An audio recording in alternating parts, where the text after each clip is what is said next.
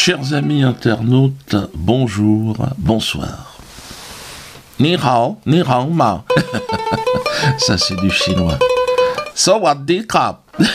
Ça c'est du thaïlandais. C'est très différent le chinois, le thaïlandais. Non, le thaïlandais c'est magnifique. Il y a mon fils qui faisait de la boxe thaï là-bas. Vous connaissez la musique comme ça? Avec les petites pattes et tout. Ah, ils sont petits, mais tu sais, ils sont vifs, hein. Que la paix soit avec vous, mes frères et sœurs. Je reviens donc d'Asie.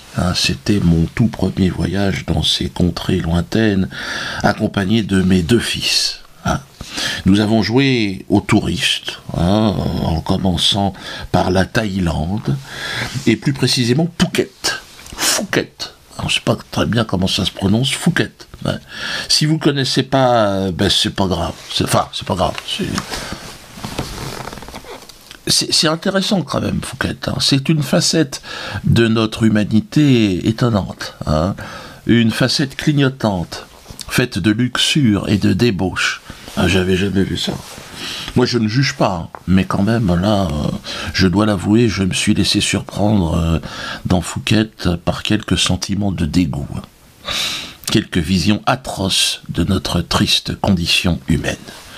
Mais j'ai aussi rencontré le meilleur, et notamment cette communauté francophone, extraordinaire, joyeuse et généreuse, un peu perdue parfois, on en voit 2-3 tatoués sur les trottoirs en train de dégueuler, en train de fumer un petit peu du shit, mais bon, pour la plupart plein d'utopie, plein d'enthousiasme, rêvant de liberté et de justice. Il fut même question un instant que je joua, pour ses compatriotes du bout du monde, mon ode à la paix, Dieu donné en paix.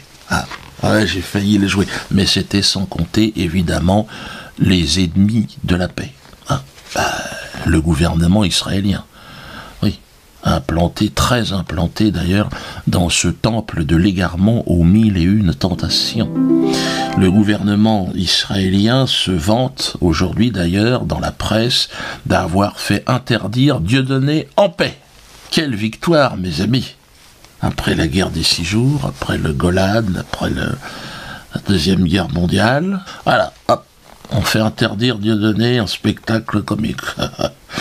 Alors, et pour cela, pour évidemment m'interdire, ils nous ont expliqué, le gouvernement israélien, qu'ils ont eu le soutien de l'État français. Merde! Parce que moi, je pensais que j'étais français, que j'avais un passeport, que j'avais des droits. Eh ben non, l'État israélien a demandé à la France, par l'entremise de son ministère des Affaires étrangères, donc de me faire interdire. Donc c'est Laurent Fabius, apparemment, c'est ce qu'ils disent en tout cas, il a accepté. Pourtant, je me dis, Laurent, il est emmerdé avec son fils en ce moment. Il a un peu tapé dans la caisse, enfin, on sait pas trop ce qu'il a fait, quoi. Le père a couvert un peu son gosse, c'est ce que je peux comprendre aussi. Mais bon, à un moment donné, Laurent, soyez discret. Quand tu piques, tu mets une cagoule, tu mets quelque chose. Il était sur la caméra de surveillance, on a tout vu.